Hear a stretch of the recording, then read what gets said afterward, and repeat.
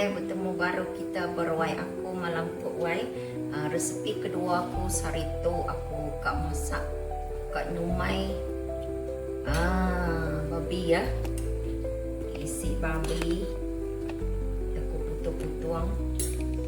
Saya potong-potong kecil begini, kemudian saya rebus untuk mengeluarkan bau dia ya. Saya rebus dengan air garam dan air halia, menjadikan dia seperti ini, kemudian kita cuci dia ya. So hari ini saya nak masak dengan lettuce lobak macam begini ya. Okey, kemudian dicampur dengan sedikit halia, ada bawang putih dan juga bawang merah ya. So nanti kita akan add-inkan, campurkan dengan sos tiram dan kicap sedikit ya. So mari kita memasak. Masaknya simple, makannya sedap. Okay?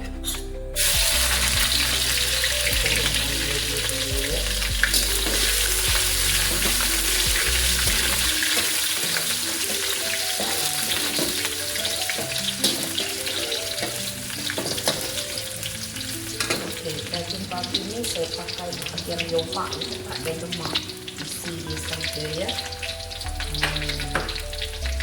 Okay, kita masukkan bawang.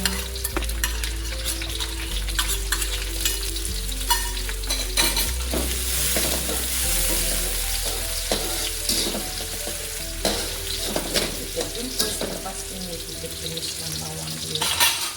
Kita lihat bawangnya sudah naik wangi. So, sekarang kita masukkan daging pork ya.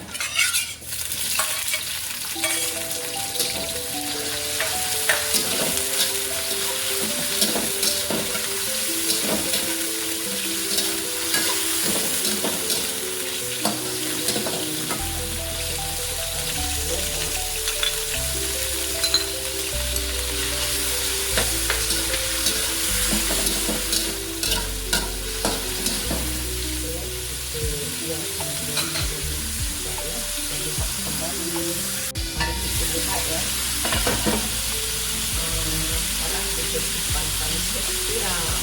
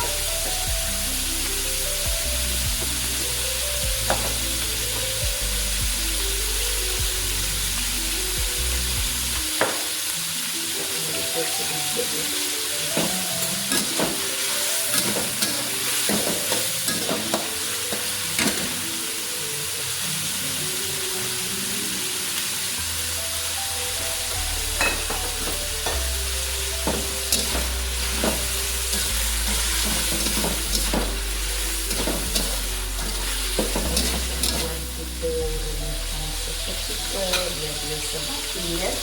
Jadi kita lihat ini kejadiannya ya, hasilnya.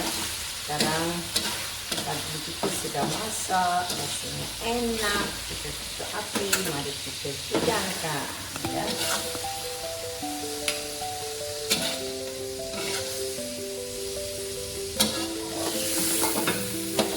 Ini sebab saya telah rebus ya, dia tak payah masak lama-lama, memang dah lembut ya.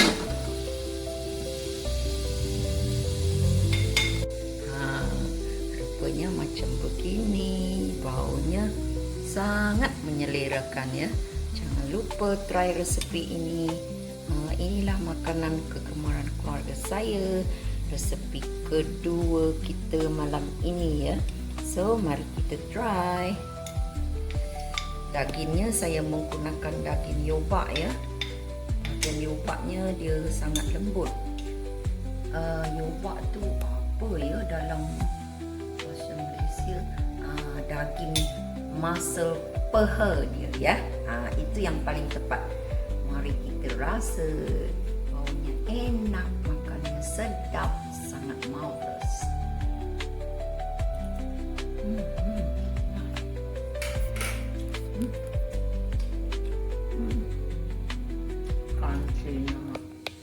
lobak,